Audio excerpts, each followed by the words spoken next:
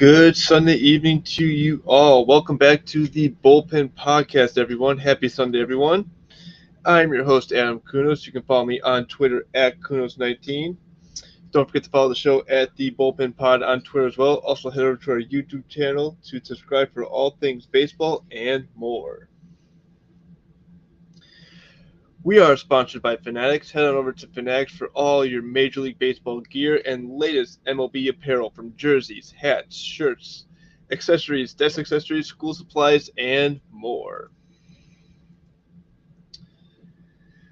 Once again, everyone, happy Sunday evening to you all. Hope you're having a great Sunday. We are back at the Bullpen Podcast. We got a jam-packed show tonight. We had a couple things that we were going to talk about. We were going to talk about the National League wildcard race, some of the NL division races. We are going to move that to next week because most of the show is going to be talking about relocation versus expansion yet again. We had a lot kind of drop over this past week on teams now throwing their hat into the relocation process. Teams are threatening regarding stadium deals.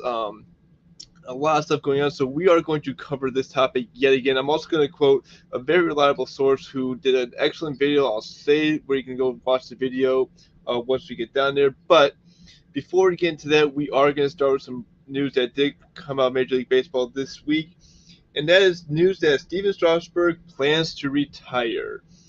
Now, this story broke earlier this week that Stephan Strasburgh does plan to retire. He has not pitched since June 9th of 2022 after going thoracic outlet syndrome surgery. He has not been able to make a full recovery since that procedure. So he has not pitched since the middle of last year. Now, he has been with the Washington Nationals his entire career, was part of the 2019 World Series Championship. But after the World Series Championship, he signed a 7-year, $245 million deal. After the championship, he was World Series MVP back in 2019, a huge part of that team for the longest part when he was drafted, being called up in 2012. It was a lot of hype around Stephan Strasburgh when he came up, and he had one of the best pitching performers started in 2010 when he made his pitching debut. 7 innings, 14 strikeouts. It does remain one of the best pitching debates in Major League Baseball history. So what does this mean for national fans that Stephan Strasburgh retiring? It is pretty much almost like the face of the franchise regarding Jordan Zimmermann, who I believe is the face of the franchise, but your second face of the franchise was Stephan Strasburgh for the longest time. And it's kind of sad that he has been injured over the last few seasons. He hasn't been healthy enough to see what he could potentially had done. He was a phenomenal pitcher. I've watched most of his starts when they first came up on MLB Network because most of the time when he was starting, that game was presented live on MLB Network for national broadcast, a lot of ESPN Sunday night broadcast. He was just an electrified pitcher on the mound. He brought good velocity to his fastball. He had good breaking ball pitches, good sliders. He was just a very good pitcher when he came up, and there was a lot of hype around him about him being like the next Nolan Ryan, how he was going to help turn this franchise around into a contender, and he kind of did do some of that. He kind of did bring that kind of iconic franchise pitcher to the Nationals that they were looking for. Part of the 2012, 2014, 2016 division teams, was obviously part of the 2019 World Series Championship team, World Series MVP. Career stats overall, he is 113-62 with a 3.24 ERA, over 1,400 innings pitched, over 1,700 strikeouts. He has a 1.10 WHIP in 247 games. That is actually phenomenal stats for Stephan Strasburgh in the short time that he has pitched. Now, when he first came up into the league, he was on an inning limit. I believe it was somewhere between 200 or 180 innings. They did limit his innings. And there was a lot of controversy about what happens when you get to the playoffs. Are you going to limit his innings? I believe that he was not on the NLDS roster, or was on the NLDS roster, but never pitched during that series. So, postseason career, 6-2, a 1.46 ERA, 51.1 innings, 55 and 1/3 innings pitched, 71 strikeouts in just 6 games. So when you did get that postseason taste, electrifying stuff, phenomenal. So Nothing has been officially announced yet. Now, there's reports that he was going to retire, but nothing has officially been announced yet. Now, the Nationals do have a press conference scheduled for June, I believe, sorry, September 9th. I got my dates mixed up there. September 9th, so next month, they do have a press conference scheduled to where they could potentially be announcing that Strasburg is officially retiring for the team.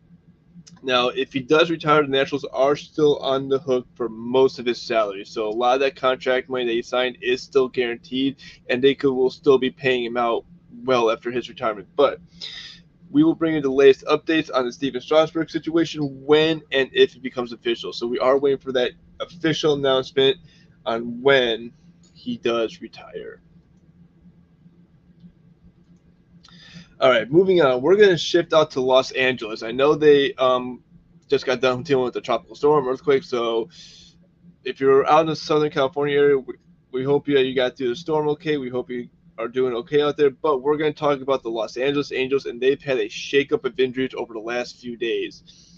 Scary injury happened this past Saturday where Chase Scythe was hit in the back of the head on a throw from first to third. If you've seen the video, we will kind of post a video on our Twitter account, but he got pretty much nailed in the back of the head on a line drive throw from first to third, kind of hit him, and he went down instantly in the game versus the Mets. The game did pause for a moment while medical attendants were on the field. Luckily, he was responsive. He walked off the field.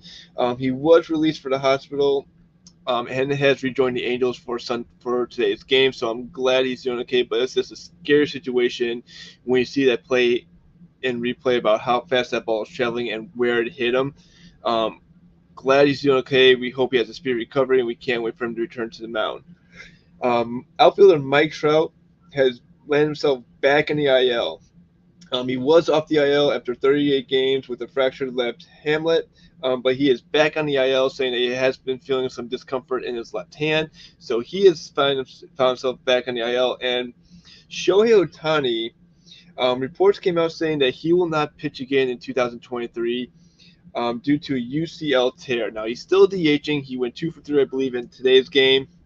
So he's still DHing, but pitching has been taken off the table for him this season. I'm going to pull up his stats here in a moment on just how well he's been doing this year, but it's kind of a huge blow for the Angels when it comes to their pitching because they do lose Shohei Ohtani, who's been having a phenomenal season when it comes to pitching and DHing. I mean, he's having another MVP season, probably going to be your front runner for MVP this year. But it's just a kind of a blow to him knowing that he has to deal with a potential injury over the offseason going forward here. I'm pulling up his stats right now. Again, just a spectacular season. All right, we got Ohtani right here. So we'll start with his offensive numbers and kind of go from there. So offensive numbers, he's batting .305, 44 home runs, 92 RBIs, stolen 19 bases, OPS of 1.075. On the pitching side, he is 10-5 with a 3.14 ERA, 132 innings pitched, 167 strikeouts, and a 1.06 WHIP. So again, phenomenal at the plate, phenomenal on the mound as usual. So he has just been absolutely fantastic. He is waiting for a second opinion on this UCL tear. So I definitely can get a second opinion on whether maybe surgery will be required. Maybe he just needs to spend some time on the IL, just a rehab assignment. So there's still a lot of question marks when it comes to Shohei Ohtani. But again, it's a loss for the Angels, who kind of went into this all in situation, but definitely fallen off the radar in what seems like the AL West and the wild card. As of right now, they're 63-68, 11.5 games back in the AL West. They're 10.5 games back in the American League wild card. So a potential postseason run for the Angels may have just hit a very hard bump in the road for this team. It may be just something that they are not able to get by real quick. I do apologize for the graphics just coming up. I realized I didn't put it on, but they are now up and running for this broadcast. So if you're watching on YouTube, you now see the graphics on screen. But going back to Shohei Ohtani, again, most likely going to be top 3 of your MVP vote getters this year. Probably receive some Cy Young votes as well. But it will just be interesting to see once we get to the offseason what happens with Ohtani and the Angels when it comes to contracts or dealing with this potential injury. All right, moving on to our next story. Now, this is something that, again, I went off on the White Sox a few weeks ago, just how awful this season has been for them. And it looks like they're finally starting to make some noise, or at least do some shakeups in the front office. So earlier this week, it was announced that the White Sox have relieved Vice President Kenny Williams and General Manager Rick Hahn of their duties as of August 23rd. So they are gone off the South Side. So they are now gone. The Sox are in the process of looking for a new GM. I'm hearing rumors that Getz is going to be tapped as the next White Sox GM, but nothing official has been said yet. Now, this is just a kind of a list of problems that the White Sox have faced over the last few days. After GM and Vice President firing, there was announced that there was a shooting at Guaranteed Rate Field. Obviously, no, we did have some injuries on the field, but it was saying like, how did a gun get into the stadium? Now they're saying that the bullet could have entered the stadium from over a mile away, which again, I don't know what's going on. Don't know the full details on that story, but it's just a snowball event for the White Sox this year, as what could possibly go wrong for this team, as something is just piling on top of each other after each other. But as a White Sox fan, when I saw that Williams and Hahn were gone, I said, finally, it's about time that these changes had to be made. Now, Kenny Williams has been with the White Sox since 1992 when he joined as a scout, moved up to director of minor league operations in '95, became GM in 2000, was part of that 2000 Central Division Championship team, but will mostly be known for building that championship team in 2005, that magical season where the White Sox did go on to win the World Series and break that 88-year curse drought on the South Side. And he'll be remembered for that. And I'm grateful that he helped bring a World Series championship to the Chicago White Sox. But since that World Series championship, 3 postseason appearances, 3 wins, it's just not enough. And it went through a massive rebuild from 2011 to 2018 to, I'll even say 2019, where it was just rebuilding on top of a rebuild, on top of a rebuild, on top of a rebuild.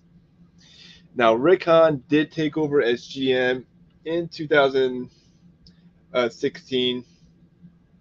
Spent the last 11 seasons as GM, so I'm pretty sure it's about 2014 or 2012. Anyway, the last 11 seasons as GM for the Chicago White Sox. All he has to say for that is 2 playoff appearances, 2 playoff wins, first-round exits in the playoffs. I mean, he talked about, come talk to me after a World Series parade this year. That never happened.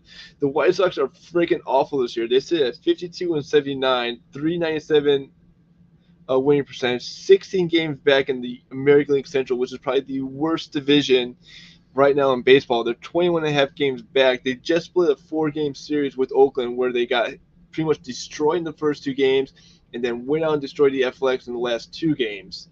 So, I mean, what else could go wrong for this franchise? This has just been an awful year for this franchise. What was promising to be back in 2021, where they were 93 wins, American League Central Division championships, going into the playoffs, potentially looking at maybe a 2, 3, 4 postseason run where they're going to look at back-to-back postseason appearances.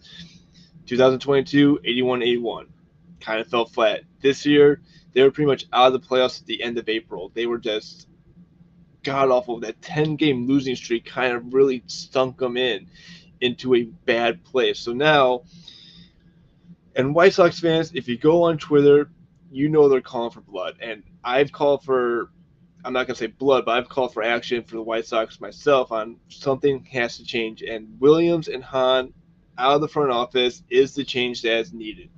Now, what the White Sox do from here moving forward is anybody's guess. Who are they going to bring as GM? Are they going to promote from within this front office? Is there going to be a shakeup in the coaching staff? Are they going to pretty much restart rebuilding this entire team yet again? Or are they going to try to say, you know what, we still have enough pieces on this franchise that we're going to try and build something around Luis Robert Jr., around Dylan Cease, around Eloy Jimenez. You got Yasmani Grandal, who's in the final year of his contract. Will he be gone after the season?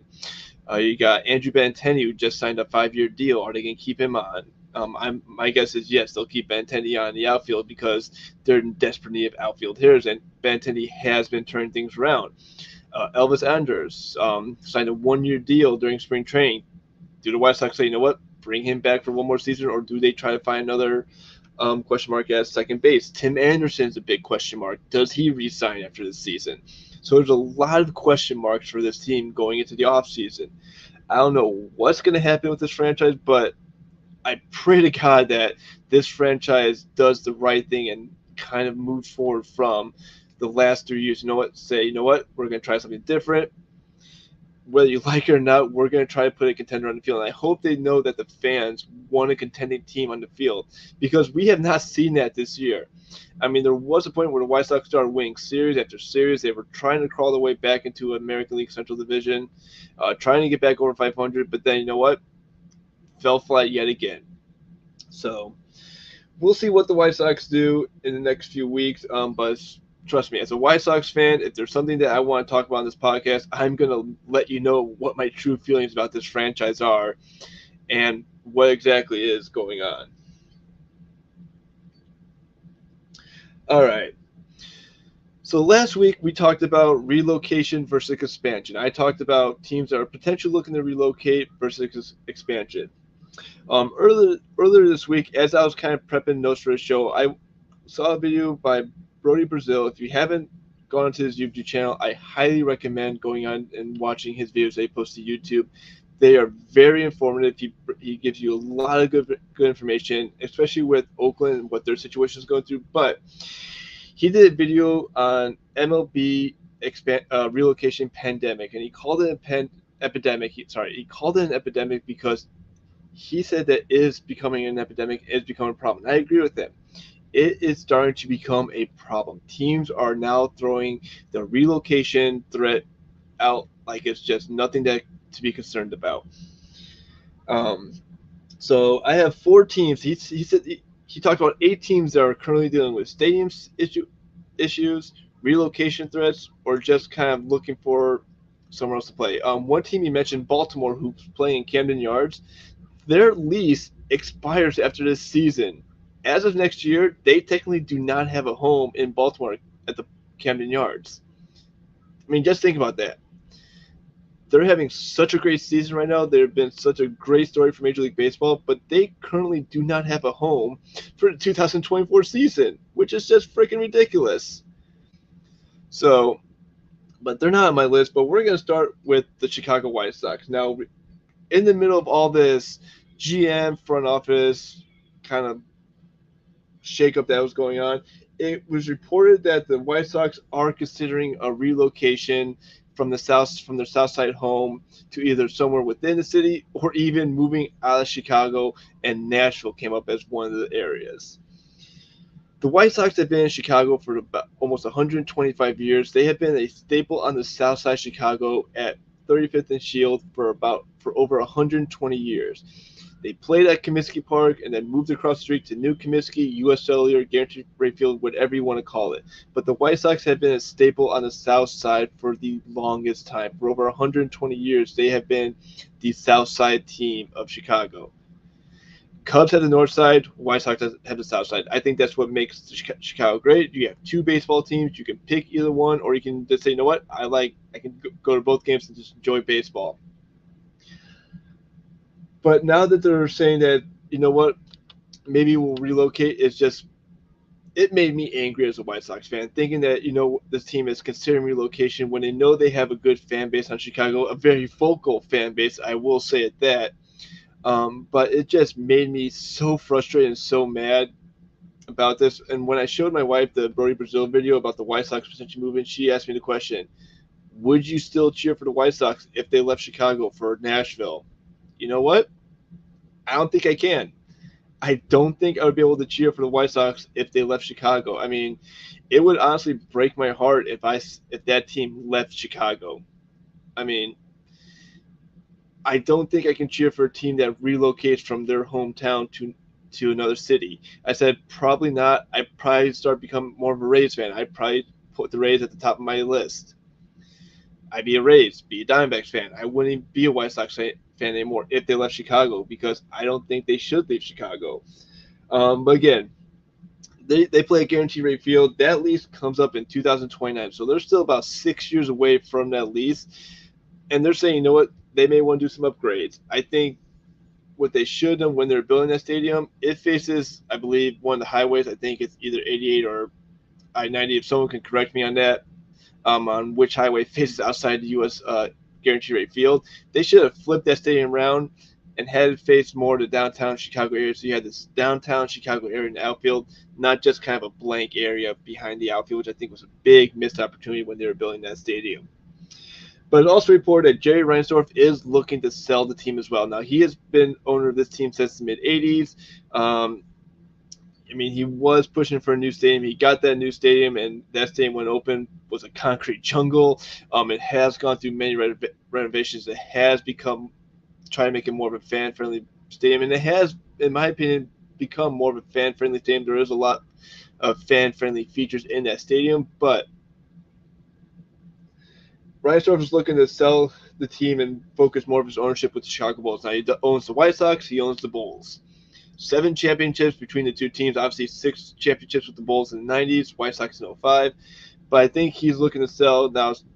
Now, who he sells to is anyone's question, or when or if he does sell that team. So, a lot of questions with the White Sox in the front office, and apparently a lot of questions with the White Sox in their location.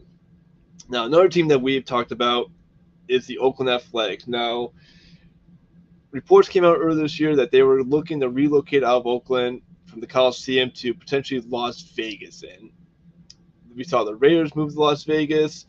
We have the Golden Knights, who just won the Stanley Cup championship, be an expansion team in Las Vegas. So if the A's do move to Las Vegas, that'll be 3 professional teams in that city, and that leaves Oakland with no professional franchises, which I think is a huge mistake. But it seems that Oakland has submitted the application for relocation to MLB, according to owner John Fisher, who was quoted in an interview with ESPN on Thursday. And now, since the application for relocation has been submitted, it's now up to the owners to approve the relocation or deny the Athletics the relocation. I don't know what the official vote is. I think you need at least 20 or more votes, owners, to approve a relocation. But I've seen most of the owners, when they approve relocation, kind of vote unanimously. Again, the last time we saw a team relocate was the Expos back in 2004. After the 2004 season, they relocated to Washington to become the Nationals. The Tampa Bay Rays have been the talk about relocation for the longest time. Their stadium situation is not the best. Located down in St. Petersburg, is a pain to get to. They're not great when it comes to drawing attendance. The stadium was not built for baseball. But the Rays are, I would say, more or less been on chopping block for relocation. I think for the last 7 years, I want to say that team has been quoted as they're going to relocate. They're going to leave Tampa. At one point, they talked about splitting them between Tampa and Montreal, just moving them back to Montreal completely. But there are reports saying that keeping the Rays in Tampa has moved in a positive direction, meaning they are going to do more to keep this team in Tampa. So whether that happens with the new stadium down in St. Petersburg, or where they move them across the bay to Tampa, or keep them within the state of Florida, move them to Orlando, it's anybody's guess. Now, the last team that has reported is the Milwaukee Brewers. We talked about this a few weeks ago, that they've come out saying that American Family Field is in dire need of repair, and they're looking for about $428 million to just renovate this stadium. If they don't get that stadium, they're talking about possibly leaving as well. Again, a team needs a stadium upgrade. They want it. If they're not going to get it, you know what? We'll just pack up and leave. I hate that franchises are playing this card of relocation. I don't know if they don't understand that a lot of people have money invested into teams with season tickets. They plan family outings on there. They plan trips to go see them when they're living in different states. I don't know if they understand just how much this affects a fan base when you say, "Hey, we want to relocate." I mean, look at Oakland when they said they were going to relocate to Las Vegas or wanted to relocate to Las Vegas. Oakland fans did I think, the best thing possible, a reverse boycott. I mean, they packed that stadium, jam packed for certain games. They Chang sell the team. They would remain silent throughout the game until through a certain inning. But I just hate it as a baseball fan. It pisses me off that teams are doing this. That teams are trying to relocate just because they're not happy with the stadium. I mean, I get it. Stadiums need upgrades. I mean, you build a stadium, it's there for maybe 40, 50 years. It needs upgrades. I mean, you saw what the Rangers did, you saw what the Braves did. They were in stadiums for almost 25 years, and then they said, you know what, we need a new stadium. I just, again, as a baseball fan, it makes me angry just to hear that teams are throwing relocating.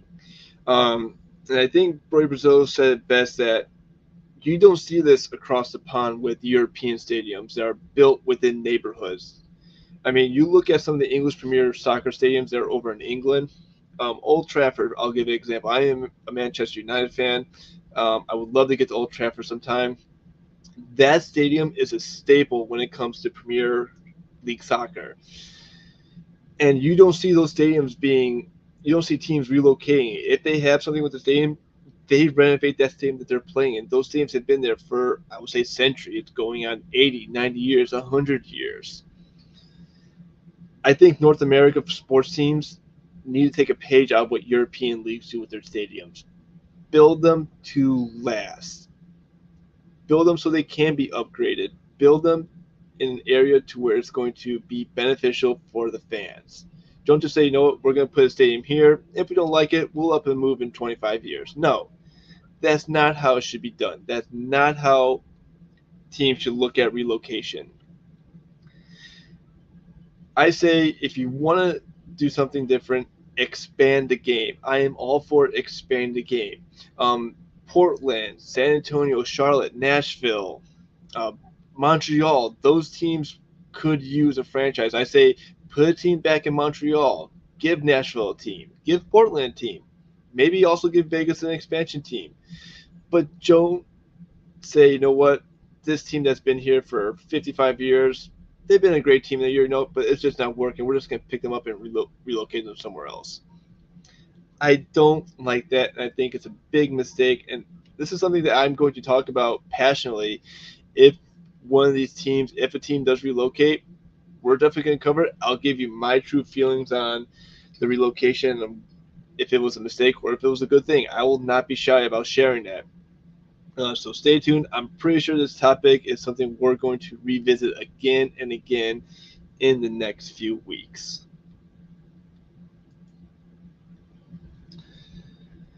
All right, so enough kind of stories. Let's get into the bullpen picks for this week. Last week, it was a kind of a good week for my wife. She had two series picked. The only series that she lost was the Rangers Twins series. The Twins did sweep the Rangers. She did pick the Rangers. So, current standings right now, I sit at 17 out of 37 series picked correctly. She's sitting at a whopping 21 out of 37 series picks. So let's dive into what we got this week. A good American League Central Division battle, and I say good with a very big asterisk next to that, as this series plays into the Twins' favor right now. They're looking to put some distance between the Guardians and themselves. Say, we're finally going to take control of this series. So you got the Cleveland Guardians and Minnesota Twins starting this week. Game 1, you got Curry for the Guardians. Game 2, Williams for the Guardians. And BB closes out for the Guardians. Game 3, BB is 10-3 with a 3.01 ERA. Williams is 1-5 with a 3.52 ERA. And Curry is 3-2 with a 3.51 ERA. On the flip side, the Twins were countered with Mendea, Lopez, and Gary. Mendea is 3-7 with a 4.22 ERA. Lopez is 9-6 with a 3.69 ERA, and Gary is 7-6 with a 3.06 ERA. Now the Twins have been playing great baseball as of lately. Right now they are 5-5. Their winners of the last game, they said 68 and 63 at 519 winning percentage. They're 6 games above the Guardians. This is a chance for the Twins to finally put some better distance between them and the Guardians. And that's what I think is going to happen. I picked the Twins for this series. My wife's going with the Guardians. So we are split on this series. Our next series that we're going to talk about is a wild card series or potential wild card movement out in the National League. It is the Cincinnati Reds at San Francisco Giants. So as of this recording on Sunday night, this is a little before 10 o'clock, the Reds sit a game and a half behind the Diamondbacks at 68 and 64. The Giants are 66 and 63. They're staying 2 games back of the Diamondbacks. Reds have lost their previous game. The Giants are losers of the last 2 games. As of right now, I believe we still have a game going on. The Giants are beating the Braves 8-5 on Sunday Night Baseball live on ESPN. And that game has shifted to the top of the ninth with the Giants 1 out away from victory. So going into this series, this is a good series for both teams as they need to make some ground up in the wild card. Arizona has been on a tear lately. They're 8-2 in their last 10 games. They won today, so they are pulling ahead with that wild card lead. They did put a little distance between them and the Reds and the Giants. But I think this is a good series as one team will be able to say, you know what, we're still going to make some charge in the wild card race. So game 1, you got Abbott versus Harrison. Abbott is 8-3 with a 3.16 ERA. Harrison is 0-0 with a 5.4 ERA. Game 2, you got Williamson versus Cobb. Williamson is 4-3 with a 4.18 ERA. Cobb is 6-5 with a 3.74 ERA. And the closeout game 3, you got Green versus Webb. Green is 2-6 with a 5.06 ERA. Webb is 9-10 with a 3.51 ERA. The bullpen picks are in.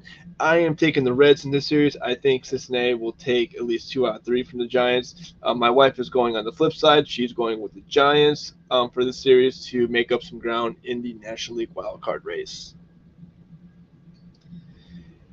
And our last series, a series that I about maybe 2 months ago didn't think was going to happen, but the Brewers at the Cubs at the friendly confines of Chicago. Now we got a 3-game series starting on Tuesday for the Milwaukee Brewers. Current division standings, the Brewers are holding a 4-game lead over the Cubs. The Brewers are 73 and 57 with a 5.62 ERA. The Cubs are 69 and 61 with a 5.31 ERA. They're 4 games back. They are a half game up of the Diamondbacks for that second wild card spot. In game 1, you got Miley versus Italian. Miley is 6-3 with a 3.18 ERA. Italian is 7-8 with a 5.60 ERA. Game 2, you got Burns, who's 9-6 with a 3.65 ERA. Going up against Steele, who is 14-3 with a 2.8 ERA. Woodruff closes out game 3 for the Brewers with a 3-1 record, a 2.65 ERA. He'll go up against Hendricks, who is 5-7 with a 3.8 ERA. Again, good National League Central Division battle. Good chance for the Cubs to pull some distance between them and the Brewers. A good chance for the Brewers to put some distance between them and the Cubs. We're going with the Brewers on this series, so we're breaking out the Brewers for this game. For this series, I am picking the Brewers along with my wife. So that will be the bullpen picks. We'll tweet these picks out later this week and give us your thoughts on who will win these series. All right. We tweeted this out earlier this week, and I've been thinking about this for a while. I have enjoyed talking baseball for the last 2 years. Obviously, my host, Chris Krogman. When we started this podcast as part of the Lounge Room Network, I've enjoyed talking baseball. I will still enjoy talking baseball. But we're going to do a little bit of a rebrand shuffle after the 2023 World Series. We are going to rebrand this podcast at the conclusion of the 2023 World Series. And we're going to be talking baseball, but we're going to be talking sports. I'm going to be talking anime. So that's what this podcast is going to be. It's going to be a baseball, sports, and anime podcast after 2023 World Series. I've already started doing some rebranding ideas in my head. I'm starting to take notes.